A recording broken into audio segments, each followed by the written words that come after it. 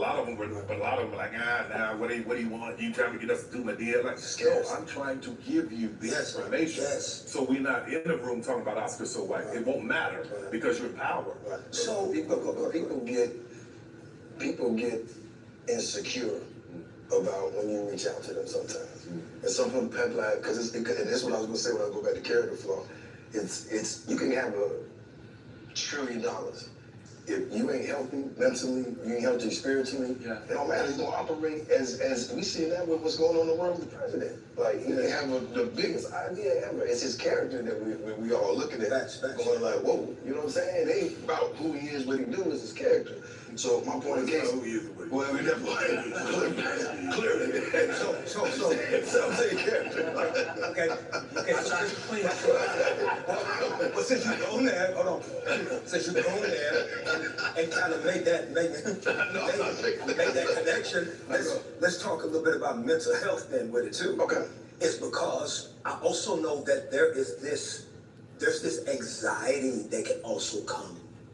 That when there's more in abundance and when you're blessed with more, or the more influence, or just the more money and opportunities, how do you also deal with the anxieties? Because I know for me, one of the biggest risks, for example, I didn't get health insurance or life insurance, and I was married. I probably didn't get it until 7, 8 years after being married, which was stupid, which was dumb.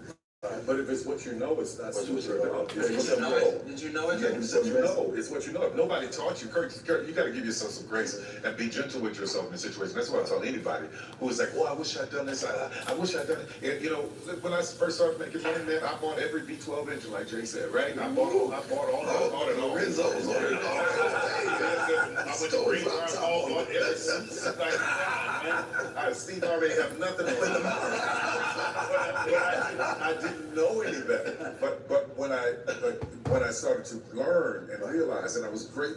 One of the greatest gifts God gave me was to be able to be friends with Oprah and Cicely Tyson and Sidney Poitier, who taught me about grace and class and standing upright and what you need to make people feel when you walk into a room. When that man walked into that kind of he saw us, and that's what I try to do. I try to see us, you know. And I want you to know that we are grateful because we feel like you do see us at this table. But mental health, and thank you for sharing it. Yeah. Also, too, like you said, anxiety. I think mental health is a real thing because when you're spiritually aligned, mentally aligned, you make great decisions for everyone else. And I think the anxiety part, what I've learned about my mental health journey, because I've been on it for 10 years, and it's serious. Really, how did that start for you? I was hit rock bottom. And we can talk about that later, but I hit rock bottom, I had to figure it out, right? And what I learned along the way, and we talked about this even with people asking for stuff and all that, you have to be in a place where you understand who you are and then what your responsibilities are and what they are. Now, the anxiety you're talking about is real, but what I learned is you have to pour into yourself and do the things that bring you joy. How y'all doing? How y'all doing? To just fulfill you, because you can't help anybody if you're empty. And it might be. How y'all doing today, man? Corny. I took solo trips to Italy. It's good, kid. By myself with no itinerary. Hiked, walked, how do you do it from a standpoint of when you're not financially stable? Well, that could be walking around the park right here. You know what I'm saying? But that's even walking around the park. That's sitting with friends. That's going to sit with family that charges you and don't ask you for something. That's sitting down with your grandma that you love. That's sitting down with your, somebody that you consider a mentor. That's finding mentors. That's finding people that recharge you instead of, taking away. Because that's where the anxiety comes from, the uncertainty. You know what I'm saying? Because you're trying to figure things out, but you're stressful. If you're stressed out and you're making decisions, 9 times out of 10, it ain't gonna be what you needed to be at the end. Because you're not thinking long. Yeah, for sure. Do you feel guilty ever wanting to play as hard as you work? No. I want to play hard. I play really hard. I could never play as hard as I work. I'm too hard on myself. Like I can literally have my everything. Like I just did 2 franchises in Orlando. Right. I came home. Congratulations. Thank you. I came home. I was home for maybe 5 or 6 hours, and I'm calling my team. I don't even know what that means. And they're like, bro, we got this. I don't think they got it, but I know how important it is for these first boxes to work.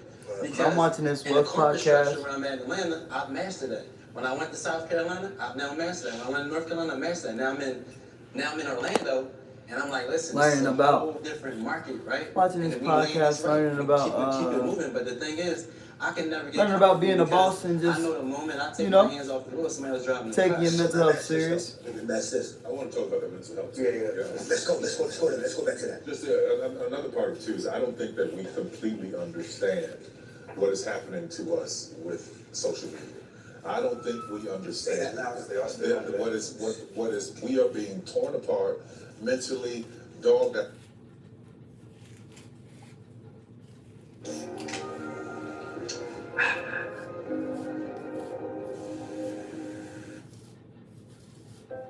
It's no question that your pets deserve the best when it comes to, well, everything.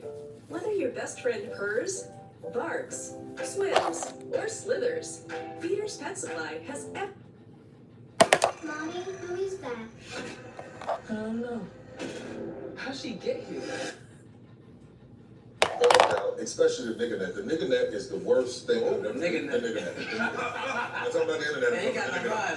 The nigga net Nigga with some is punchlines. what we attack each other. We go after each other. We're constantly, and I don't know. I haven't seen another race do it as awful as we do to each other. So if you let all of that stuff in and never turn it off, and never turn off the news, never step back, never, like you say, go away, walk away from all of this stuff and the noise, like literally turn it off. I promise you, if people would just turn it off for a while, you see your whole mentality changes. Do you ever I applaud you for even being that tuned in. Yes. To The nigga what's that. going on. Yeah. I try myself to like let my team run that and stay as far away from that as possible because clarity to me is the best thing. And the more I'm at peace, the better decisions I make and the broader my vision is. Yeah. The more I'm able to educate myself, learn what others pour into others. You know, be a fixture in my community. How y'all doing and do all today? these things because, you know, I wrote New York Times bestsellers and Congrats on that. appreciate that and you know 50 million records and all this stuff, but nothing means more to me than being a vessel to actually take the time. I learned that I was a life path 7, and for me that means that I like to learn, find out the answers, get wisdom, and then share it with people, which is why I was able to do that in music and in books. So this next 10 years of my life is more so about how much can I learn? How can I sit at tables like this and take this back? So if I'm sitting somewhere tonight with one of my friends and they ask me a question, or one of my colleagues, I can tell them what I learned at this table today. They wasn't privy to be here, but that's my passion. That's who I am as a vessel, right? But that brings me, to answer your question, that brings me peace, joy. I go sit in nature by myself. People don't know that. You know, I just go sit. You know, and be still. I challenge everybody to fish, though. Oh yeah, Like, we ain't catching nothing, right? I ain't fishing. But I'm gonna tell you, listen, I'm gonna tell you, I gotta fish. I know you gotta fish. You catch it. But it's okay when I catch something though. That's the point. Like when me and him, we went back. There's more so talking though. Look, we on the water, we ain't catch nothing. They just talking. By the way, we didn't catch nothing. We didn't catch nothing. Let me ask this though. Let me ask this. What then can be done just to help somebody watching this whole fear that we know that black men have with mental health and addressing it or speaking to it? How do we kind of deconstruct all the stigmas? So right now, I have what I call as a guy summit. I have over 40 of my closest people, like work people, business people, whatever, and we on this group text, and we all support each other, and we all get together. We take trips, golfing trips, whatever. But what I've learned is this is a safe space for me to actually say what I got going on. When I was going through personal situations, a lot of these guys leaned in. It was really there. They really told me their experiences to let me know that I wasn't alone. Even with business stuff, it's like, but I think having a safe space, because women have it. You have a girlfriend, they can go forward, but having a safe space where you can talk to somebody that you can trust, and you know they're not going to go back and say something to somebody else, but then for them to actually give you some type of intel or some type of data, because it's all data. I don't care what you're going through, it's all data. It's somebody that's been through it, that know how to get through it, but you got to be able to say it wholeheartedly and transparently. Like, that's the safe space, because once it comes off and it comes out, it's less stressful. But my ego gotta let me receive it though. But see, listen, hold on, let me stop right there, bro. a bad day for the ego is a great day for the soul, my brother. You feel what I'm saying? Like, that's the problem, what he's saying. It's the ego. Yeah, but the thing I have none. yeah, no, but think about it though, right? So somebody that you're into that been through all the things that you've been through, right? Right. You take your brother right now off the street, right? For sure. And you sit and listen to this table that we're talking about. Right. He might can't gravitate to what we're talking about because he don't understand that part of it because he ain't living it. So like you take for example, right? You got a guy, his main focus right now is going to go to work, punch his clock, come home, take care of his family, right? And his kids. Right. His friends, he might got a friend that he grew up with and a friend that he worked with. Right. The friend that he grew up with is entitled to him differently than the friend that he worked with because the friend that he grew up with may know him personally to know his flaws. See, I feel like when it comes to men, like right now, you can know something personal about me, and you can use your words on my flaw, and I'd be scared to talk to you at that point. You get what I'm saying? If I'm a weak minded, if I'm not strong minded, I'm still gonna come back at you. No, what do we say about that? You get what I'm saying? This whole thing about trust. See, you've been blessed with a village of brothers. A lot of men are not blessed with a village. Let me push back on you too. Okay. I had to learn to trust myself first. It ain't got nothing to do with them. I trusted myself enough to be vulnerable and have this conversation. It had nothing to do with them. It all But you starts can with find your village though, right? No, I found my village when I learned how to trust myself.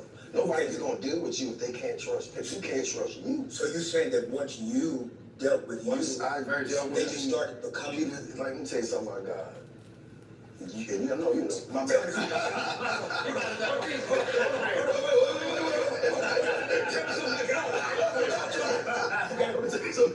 Talking about God. Come on. When you Sit down, cuz. when you I listen to him. I tell my prayer is God, let everything that comes from me, you be first and allow me to be me. Right? Because I trust myself. I trust myself with it all. You know what I'm saying? I trust myself, and I'm not, in a position where I can take care of the world, but I trust myself enough to do what I'm supposed to do for the people that believe in me, right? And I trust myself enough to know that every decision I make that is going to involve us, I'm going to make the best decision. So if I need to go outside of the box and have a conversation with my brother because I'm having some mental setbacks and strain, I'm making decisions for people in their future, their kids, their livelihood. So I can't be selfish enough to say that my ego is so big I can't go talk to somebody for some help. And I've been privy enough to, and I told one of my guys this other day, I said, yo man, DM such and such and just tell him you want to sit down with him and have seven questions, you want to take him out to lunch. I did that for John Maxwell. That man came to my house. I did that for Tony Robbins. That man called me. We had a conversation. Not to say that everybody, I'm saying I was willing to risk going out there to do that. And I did that with my brothers, but I had to trust myself first. Because if I went to them and told them half of how I feel, people say you're good, yeah, I'm straight. But you're not. You're not. That's the part that I was talking about. Right, but what I'm saying is the minute I started being like, man, hey, actually, bro, this is crazy. You know what I'm saying? Let me get your feel on this one. Okay. I'm gonna throw this out there, and I want you to So let me tell you about God. God, what table was it? This starts King, come on. You his son. We gotta understand that our sins and our imperfections are to the universe to help people too. For sure. So it ain't always our wins and all these things. Sometimes it's all about how bad did you lose so somebody can understand. But not even that. It's the losses. Yeah, the losses. It's the losses that get you the data. Though. Yeah. I never learned. I So let me ask you this, okay? So let me throw this out here, and then y'all tell me, y'all just kind of deconstruct this and just give it back to me. I can impress you with my success, but I can impact you with my failures. There you go. Share with me some of those failures that you had that have been the most impactful in your life. I say this all the time. I haven't had any failures. because everything was a game. Lessons. Not one. Because everything that I thought was a failure, everything that I thought was there to destroy me, was a wall in a maze that made me go another way. And so I hit a wall. I was like, oh, okay. And I look back on all of those moments and I go,